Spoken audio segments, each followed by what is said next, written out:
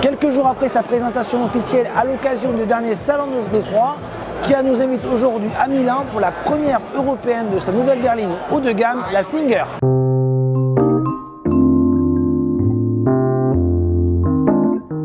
La principale originalité de cette Kia Stinger réside dans le fait qu'il s'agit d'une berline coupée 4 portes, une carrosserie habituellement réservée aux marques premium, que ce soit Mercedes, Audi ou BMW.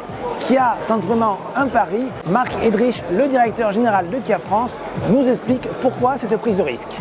Nous, on a une vraie vision. Et cette vision, elle a été élaborée il y a déjà une dizaine d'années. Et puis petit à petit, on a lancé des produits pour nourrir cette vision. On veut être perçu comme une marque généraliste, on est une marque de volume, mais une marque innovante, sportive et orientée design. On a continué avec le nouveau Sportage l'année dernière. Et là, tout naturellement, il fallait dire c'est quoi la prochaine étape? Et la prochaine étape, pour nous, c'est Stinger. Longue de 4,83 m, cette Kia Stinger reprend bien évidemment les codes stylistiques de la marque coréenne, comme par exemple la calandre Tiger Nose qui a été élargie ici. On retrouve bien sûr des codes dynamiques également, comme par exemple les aérateurs au niveau du capot, mais également des boucliers. Et vous avez 4 sorties d'échappement à l'arrière, un arrière et notamment un 3/4 arrière qui fait peut-être moins l'unanimité, puisqu'en effet il est assez torturé. Alors à l'avant de la Stinger, on découvre une planche de bord inédite pour Kia avec un écran multimédia positionné sur la console centrale. Alors le dessin est plutôt sympathique à regarder. On est un petit peu déçu par la qualité des matériaux car il ne faut pas oublier que cette Stinger est le nouveau haut de gamme. Et en termes haut de gamme, la qualité c'est pas forcément extraordinaire. C'est au même niveau d'une Optima, mais il ne faut pas oublier que la Stinger sera vendue plus cher.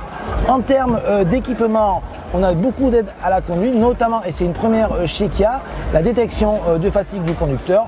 Pour le reste, c'est du classique, radar de vitesse adaptatif, vous avez les feux automatiques, etc., etc. Donc, au final, en termes de qualité et de présentation, pas trop mal, mais on aurait pu espérer mieux.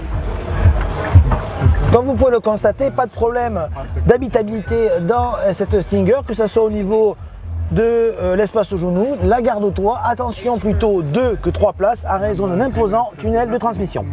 Cette Stinger est tout simplement la berline la plus puissante et rapide de l'histoire du constructeur coréen. Elle est animée par 3 moteurs, vous avez 2 essences de 255 et 370 chevaux et bien sûr un diesel pour l'Europe de 200 chevaux. A noter qu'elle sera pourvue également, et c'est une première chez Kia, d'une suspension pilotée mais également de 5 modes de conduite.